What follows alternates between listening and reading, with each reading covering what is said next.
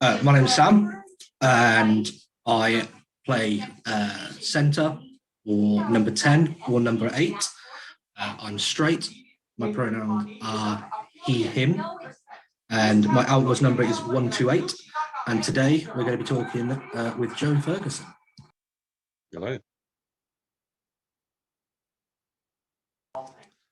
Hello, mate. Could you just introduce yourself for us? Okay, yeah. Hi, I'm Joe Ferguson. I've been with the Outlaws 2 years. My outlaw number is JF137. I am gay male, pronouns he, him, and I play number 2 in position. I know it's the only time I've ever played rugby.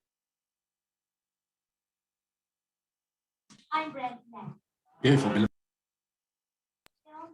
So, first question for you, mate, would be, what comes to mind when you think of an LGBTQ space or group?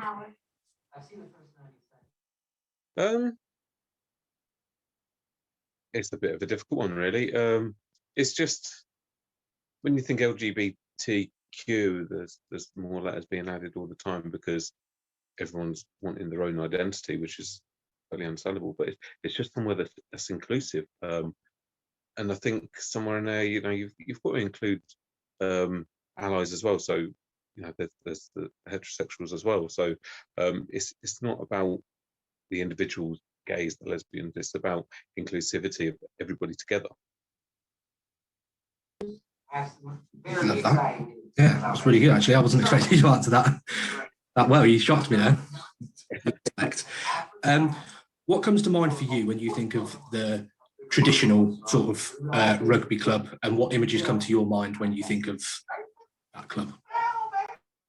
When I think of rugby clubs, my first ever experience with a rugby club, probably when I was about 14, 15, a mate of mine was friends with people in a rugby club and went for New Year's Eve party. They were just an absolutely rowdy bunch. I had no idea what was happening. I wasn't drinking, obviously, because I was underage. But it was just an absolute, not a shocker, but it was a shock to the system. But rowdy and fun, and just anything went. Although it was a straight rugby club, I think I saw a few willies that night, and I'm like, I wasn't expecting it, all before I came out of the closet as well. And every story I've heard of anything rugby orientated was very sort of laddish, but it wasn't like there was no gay slurs or anything, but it was all very manly man stuff. And it was very sort of boisterous, and you just sort of didn't expect anything to be any sort of gays to get involved. So when you think of rugby, you don't think gay usually, unless you're just watching for the guys in the shorts. Yeah, I know exactly what you mean there. I think we know a few of them, don't we, Joe? Yeah. So with that question in mind, what comes to mind when you think of a gay rugby club or our inclusive rugby club? What comes to mind when you think of that? Obviously, the only real rugby club I've ever played for is the Outlaws. So when I think of a gay rugby club or an inclusive rugby club, it's just anyone and everyone, and it's introductory level, which is why I started playing for them, because I had no experience in it before. I was like, well, you know, I've always been sporty, so I thought, well, I'll be able to slip in because I can do almost any other sport. Why can't I do rugby at a game man's level quite well? And I have kind of fitted in quite well, but it was really open and nice to come to, but I'd never thought about it before. So when you say what comes to mind when you think about it, I never thought about it. So when I was first introduced to it, but you almost think, oh, just shower fun and crap like that. But I think I've had more gay fun, not actual gay fun, with the cricket club than a straight cricket club than I did with a gay rugby club. The gay rugby players, they go in the shower, they get out, it's done. The cricketers, they're pissing about. Yeah, I'm usually the first one and the last one out of the shower somehow. This happened. How have Outlaws in your time and changed your view of general rugby clubs and teams and how they act and stuff like that as well? Um, well, I don't think they've really changed my view, because it's still quite a rowdy atmosphere, and it's all sort of drinks and lads, and it's just, I found a different group of lads. So instead of the straight laddie lads, it's just the gay laddie lads. You know, there's some obviously that aren't as laddie, but you know that it's all about the drink and having fun, and it's social.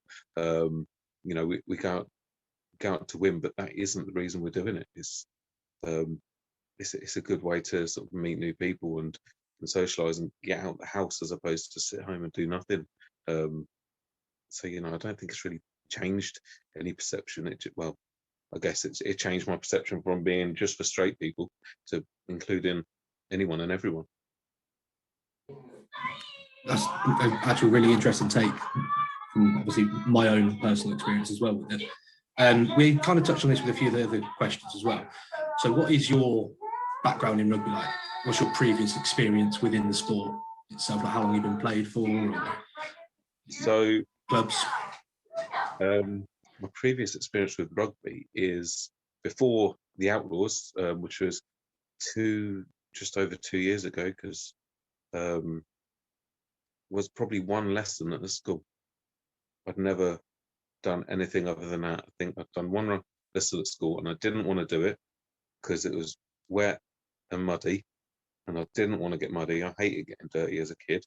The PE teacher actually turned around to me and said, "Do a forward roll in the mud." Nope, I'm going to get muddy. He said, "We're not finishing the lesson, or you're not finishing the lesson, so you do a full roll in the mud." And I've done it with it was almost a somersault, just so I didn't get so muddy. The next thing of rugby, I think someone at school turned around to me and said, "Joe, why don't you play rugby?" I was like, "I don't know." It was because I didn't want to get dirty, obviously. And she said, "You built like a brick shit house, you'd be good." I was like, "Okay." No, though. I played cricket and stuff, but because you don't get muddy, it's summer sport. But after that, I hadn't really watched rugby or thought about rugby at all until I came to the Outlaws. Brilliant. Well, leading into the next question then. So you then came to the Outlaws with no sort of rugby experience. How did you feel before you came to your first training session? Or what were your feelings before you walked out to the field with the lads to play and train?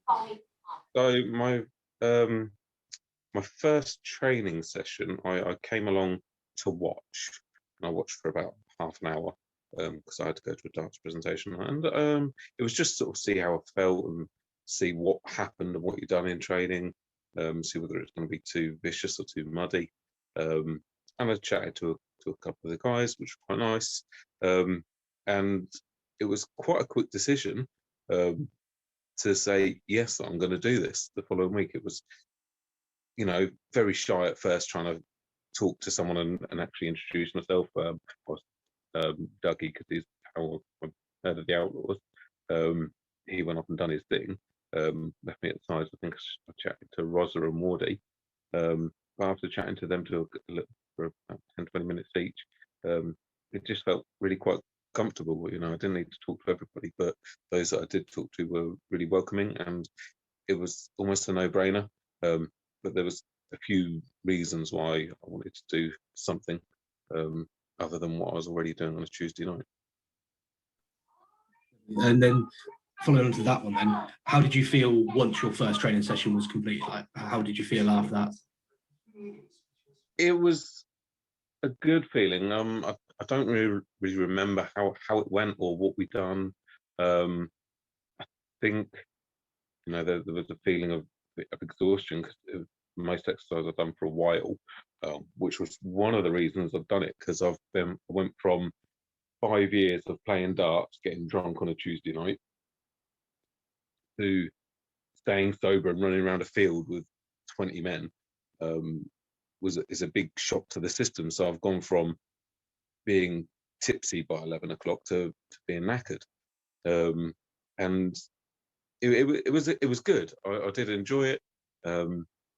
Like I said, I don't remember what it was. I think I was a bit exhausted, my legs ached, but it was a good feeling, even though it was something I hadn't felt for a long time before. Well, I for sure am glad that you stuck it out, being knackered and not being pissed by 11. Enjoy that. So if you had any advice to give to a new member or someone who was watching this now that wanted to come down and get involved with us, what would your advice be to them, and sort of how would you tell them sort of what we're about? For someone new, whether you've played rugby before, whether it's a brand new sport, whether you're sporty or not, you know, there's teams here, there, everywhere, with experience levels to suit everybody. We've got brand new people that have never picked up the ball before, to people that have played first team rugby and been injured and can't play to the level they wanted to, and then some people that just enjoy playing with us, but just delve in. I had like a half-hour introduction, like I said, my first week I came and watched, and then I just got stuck in, because if you think about anything, you're going to put yourself off of doing something, especially overthinkers. So if you're going to do it for the right reasons and just delve in. When you're in there, it's actually quite fun.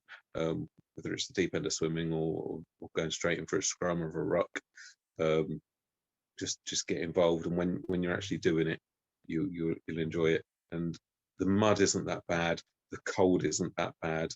You can always get a warm shower. Well, you'll be able to have a warm shower when COVID restrictions and everything are all gone.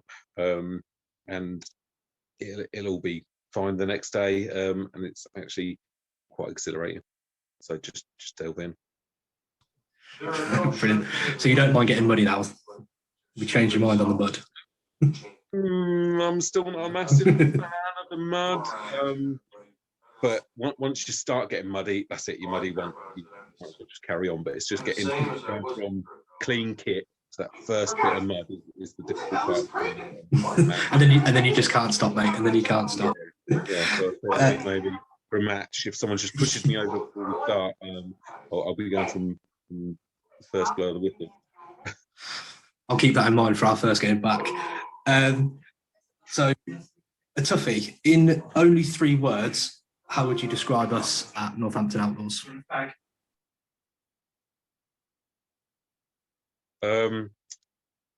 In 3 words: fun,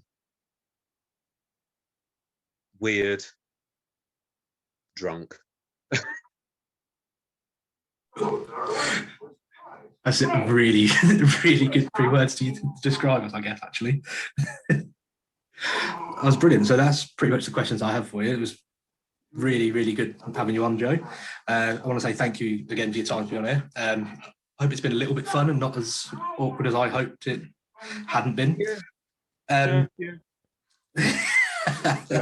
mean, I thought, you know, they said, "Oh, we need you on Zoom." I was like, "Oh, do I need to do my hair? Do I need to get the makeup out? Do I need to shave?" It's like, "No, give me time." I wasn't going to say it, but it doesn't look like you've done your hair, mate. Believe me, I did. This is done. Lockdown hair, though. Yeah, exactly. The best you're going to get. So now I can't wait to see who you're going to pass this on to and who you're going to speak to next, and see who next tackles these questions. Thanks for coming on, Joe. No, not a problem. Thank you very much.